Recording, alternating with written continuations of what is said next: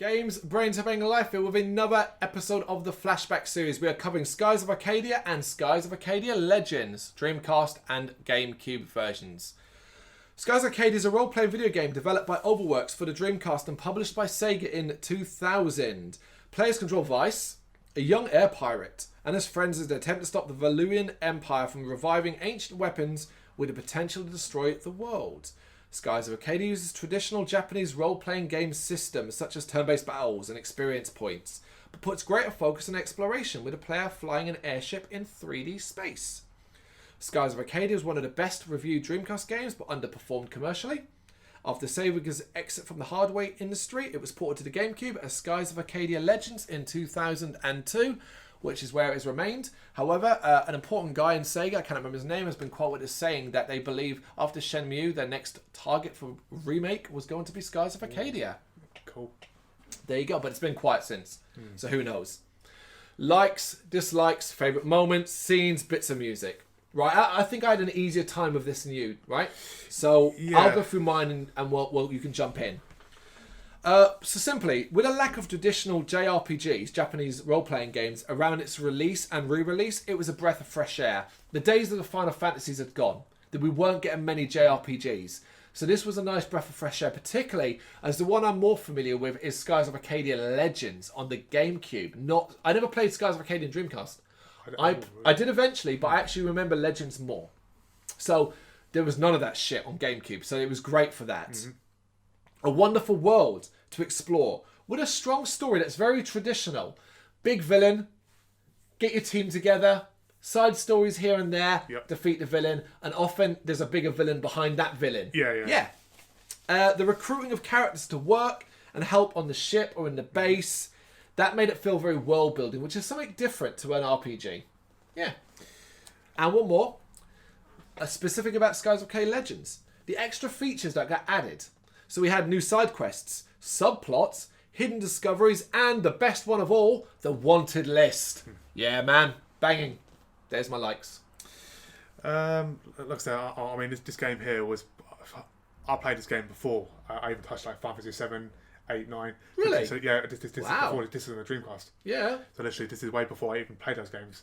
So this was my first experience to probably it might be one of my first two big open world character, just taking characters and go along. True. But I mean, for me personally, this was one of the best RPG games. It is. I agree. I mean, it's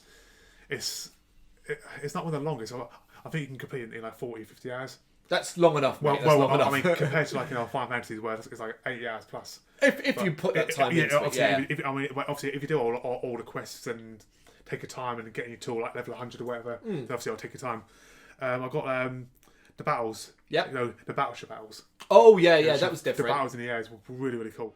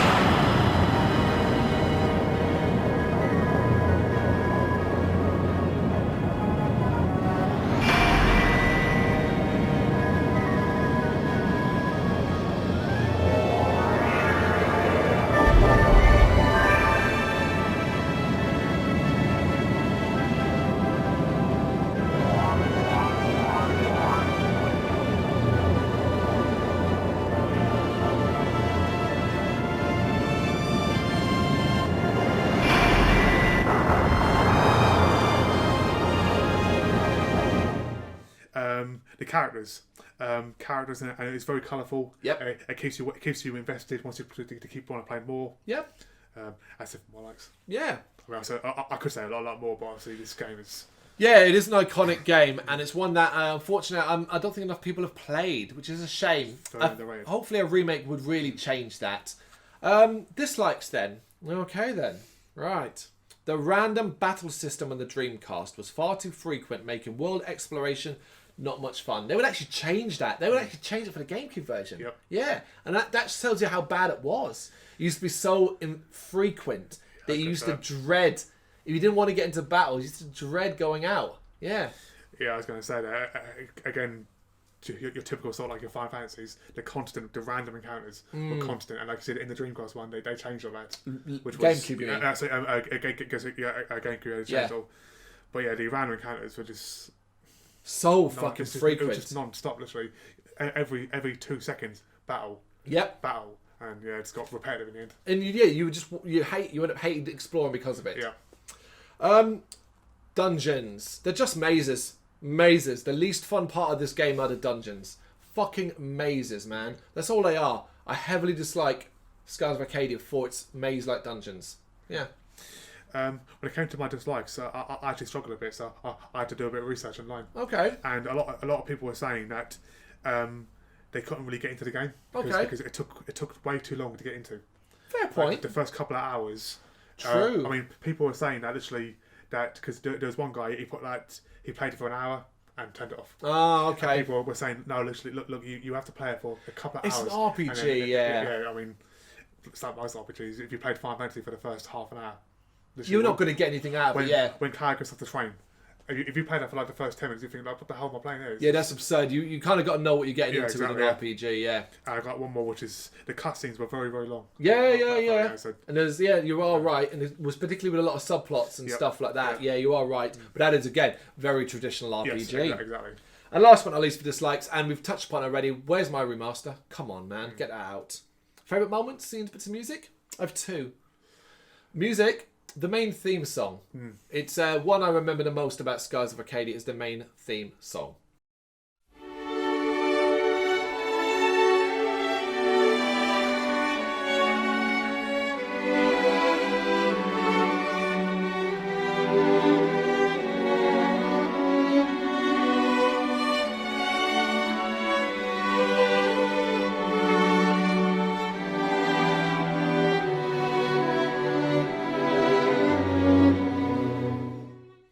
Then we also have Drachma, and mainly the reveal why he hunts Rocknum, which is the whale one, and the name of the boat Little Jack, which is obviously to do with his son and stuff like that. And eventually his forgiveness for the whale, it's the whale creature thing, and eventually his forgiveness. It adds some emotional depth to a character who's moody and offish with you throughout. I mean, music-wise, I think most RPG games, the music are normally all really good, so I can't really pick one in specific, but I mean, favourite moments will probably be just flying the airship. Yeah, It's really, really cool. Yeah, it's like I don't know. Do you remember Final Fantasy 9 flying the airship? That was always fun, you know.